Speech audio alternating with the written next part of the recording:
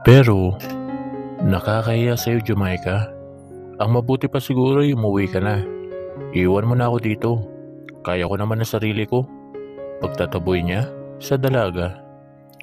Hindi kita pwedeng iwan sa ganyang kalagayan mo. Kaya huwag ka nang mag-inarte pa, okay? Walang nagawa si Clyde nang hubarin ng dalaga ang suot niyang sando. Bagamat naiilang siya rito, ay hindi na lamang niya pinahalata. Nang matapos siyang punasan ng maligamgam na tubig, pakiramdam niya na-relax ang kanyang katawan at napreskuhan.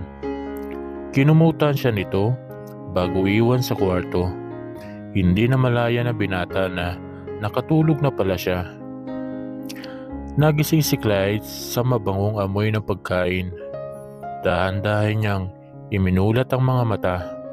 Nakita niya si Jamaica na may dalang tray ng pagkain. "Kumusta ang pakiramdam mo?" Tanong kaagad nito sa kanya. "Medyo maayos ang pakiramdam ko. Salamat, Jamaica, sa pag-alaga mo sa akin." "Pasensya ka na sa abala." "Wala yun, Clyde. Masaya akong nakatulong ako.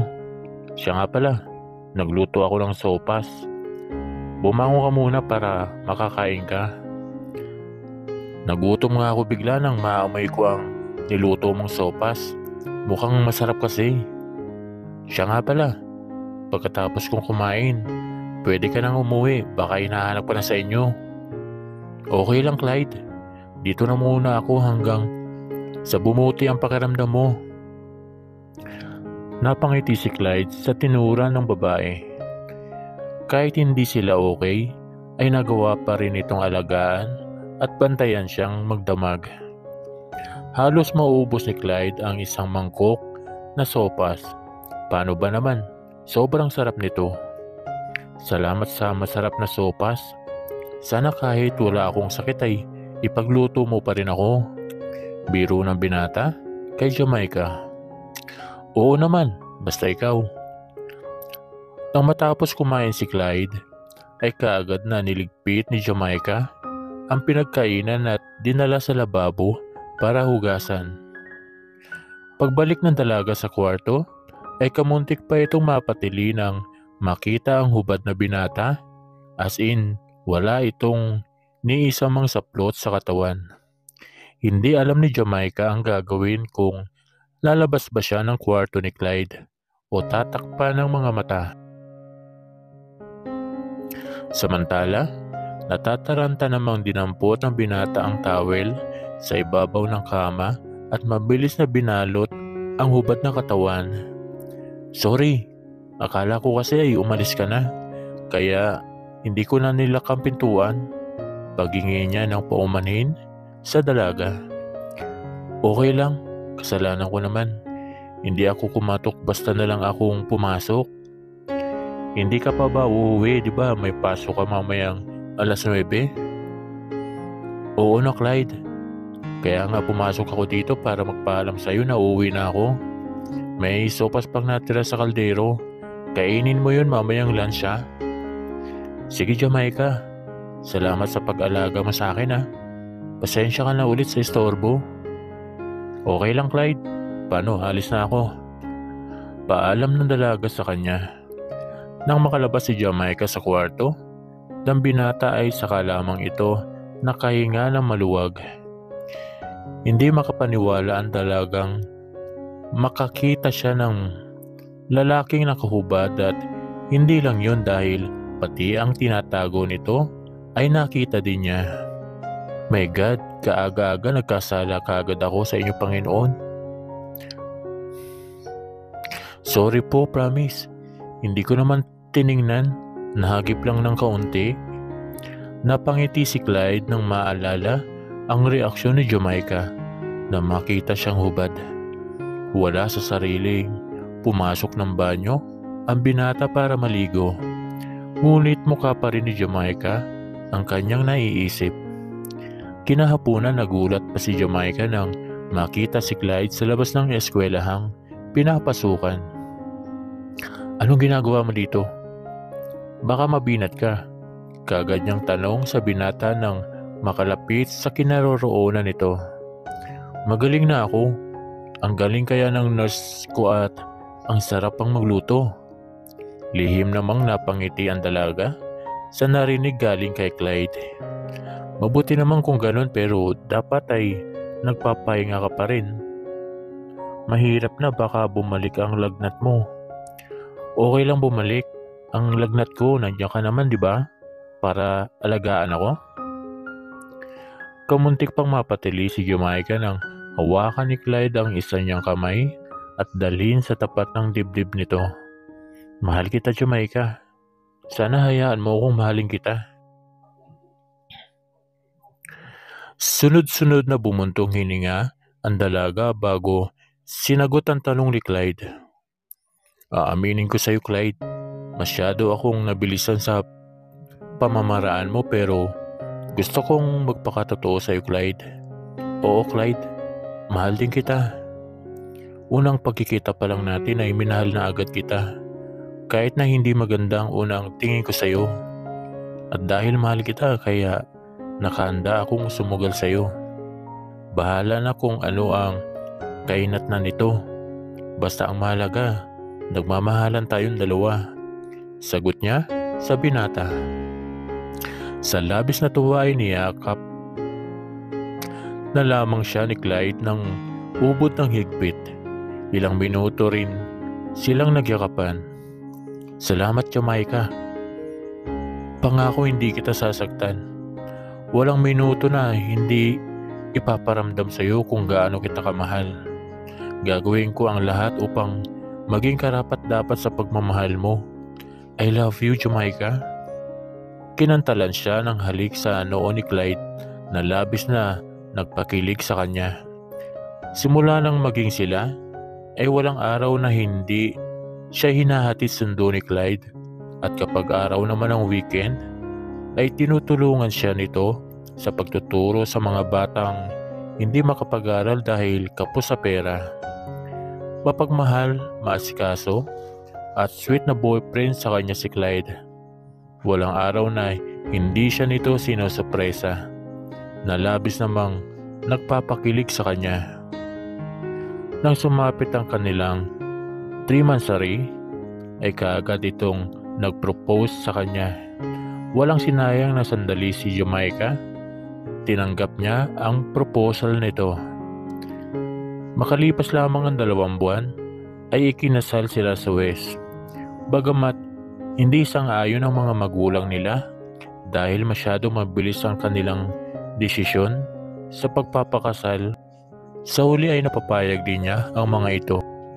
Nang matapos ang kanilang kasal, ay dumiretso silang 5 sa pina-reserve nilang restaurant para sa kaunting salo-salo.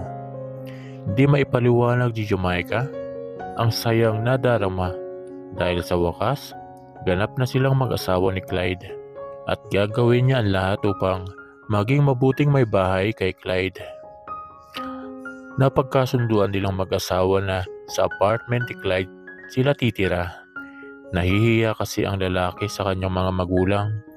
Pumayag naman si Jamaica para may privacy silang mag-asawa at saka para hindi naman masyadong nakakahiya sa mga magulang nila. Magkahalong kaba at excitement ang nadarama ni Jamaica sa unang gabi nila ni Clyde bilang mag-asawa. Habang hinihintay niyang lumabas ang banyo ang lalaki, ay sunod-sunod niyang tinungga ang wine na binili niya upang magkaroon ng lakas ng loob. Oo, aaminin niyang excited siya sa kanilang honeymoon. Ngunit may kaunting kaba siyang nararamdaman. Hindi niya alam kung para saan ang bagay na yun. Kamuntik pang mapalundag si Jamaica nang bumukas ang pintuan ng banyo at mula roon ay lumabas ang hubad na asawa. Napakagatlabi si Jamaica nang muli makita ang tinatago ng asawa na minsan na niyang nakita nung may sakit ito. Oh my God, ito na talaga yun? Bulong niya sa sarili habang palapit sa kanya si Clyde.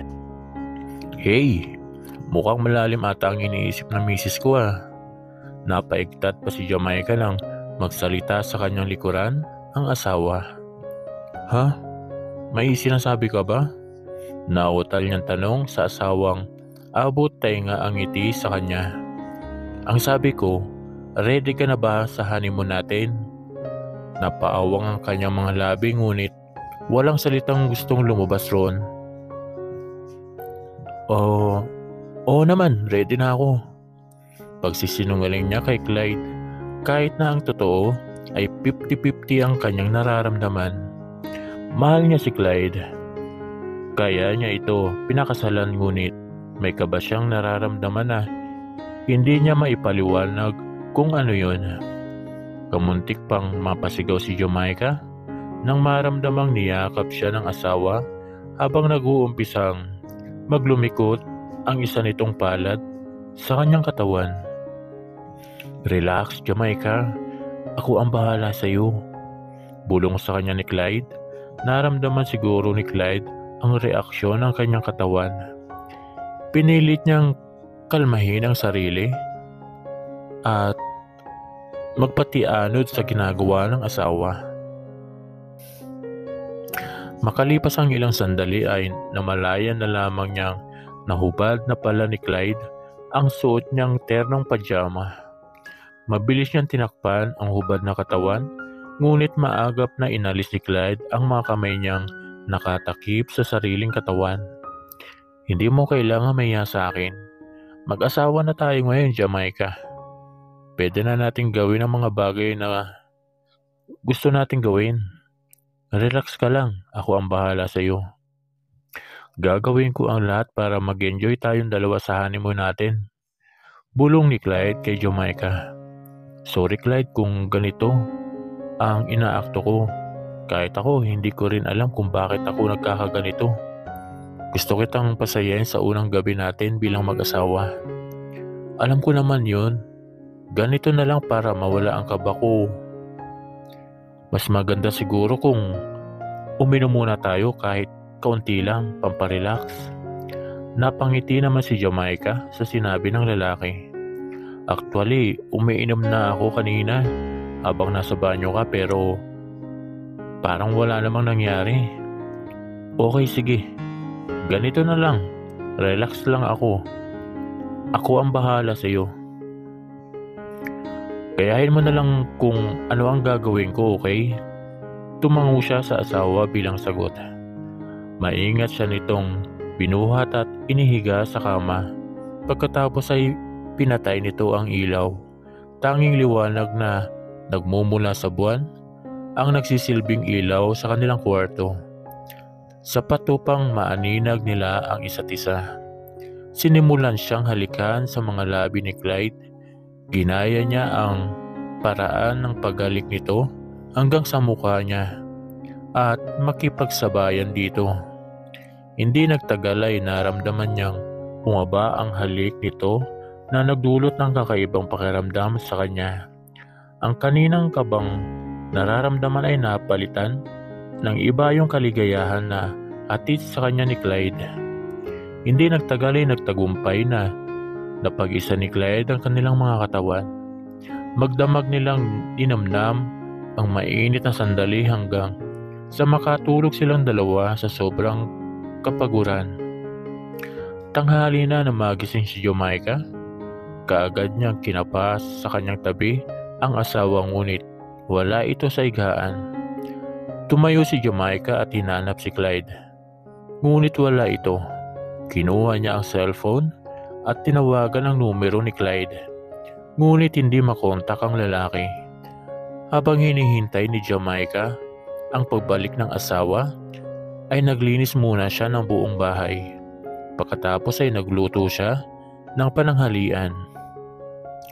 Mabilis na lumipas ang mga oras ngunit hapon na ay hindi pa rin bumabalik si Clyde.